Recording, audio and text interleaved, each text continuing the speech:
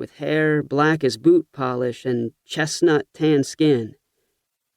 Hard to tell the color of his eyes because he wears glasses. "What did I tell you, Pete?" my other brother Will says. "A city boy. Useless." He spits. Much as I hate to admit it, Will's right.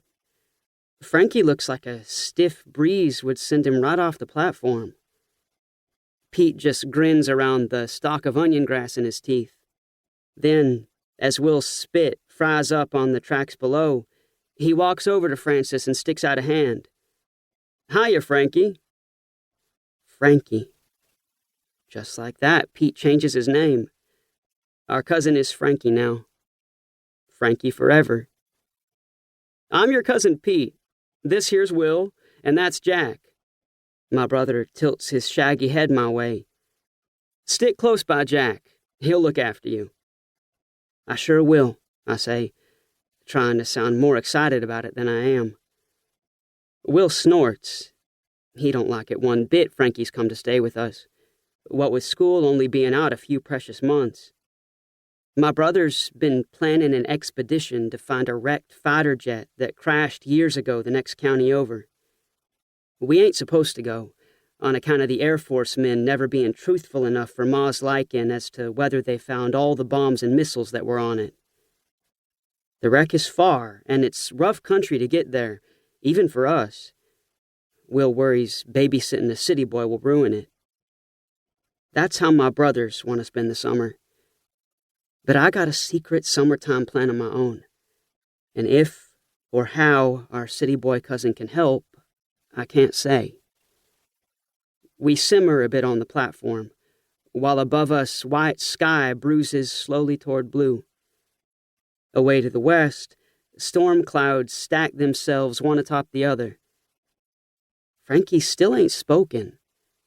Behind his glasses, I spy a pair of soft, dark eyes that move from Pete to Will to me. "Let's not stand here like a pack of fools." Will seizes Frankie's suitcase as the train lets loose a final hiss, then a whistle as the whole metal monster groans to life and goes rolling away along tracks that gleam like spilled quicksilver through the fields of butterfly weed. Pete leads us off the platform, down to the gravel drive where our pickup bakes an afternoon sun. He and Will climb into the cab while I heave Frankie's suitcase into the bed and hop up with him for the ride back to Stairways. The train is far out in the fields by the time Pete brings the Ford's engine to life.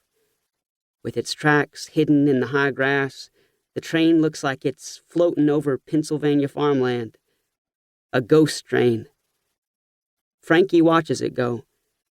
And I know by the look on his face he wishes he was still on that train, heading back home to his city.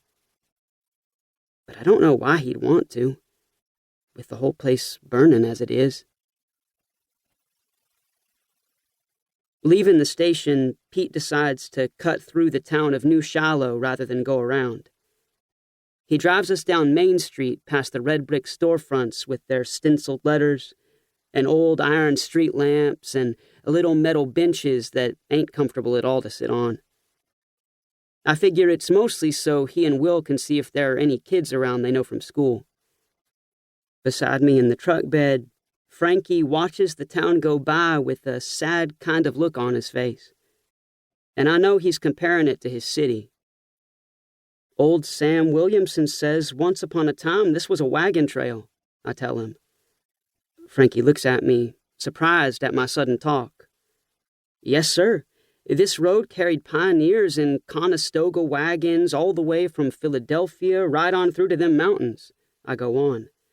"Nowadays, people still come from Philadelphia, only they stay here, mostly in the new houses going up the far side of town. The new developments that Dad hates." Frankie looks back to the streets and catches a faceful of sunlight blazing off the windows of the National 5 and 10. Up in the cab, Will finds Bob Dylan on the radio. Dad never likes us listening to him, but Will does it anyway. Pete sings as he drives with a voice that's got more to it in the way of strength than tune, but still sounds nice somehow. Pete 17.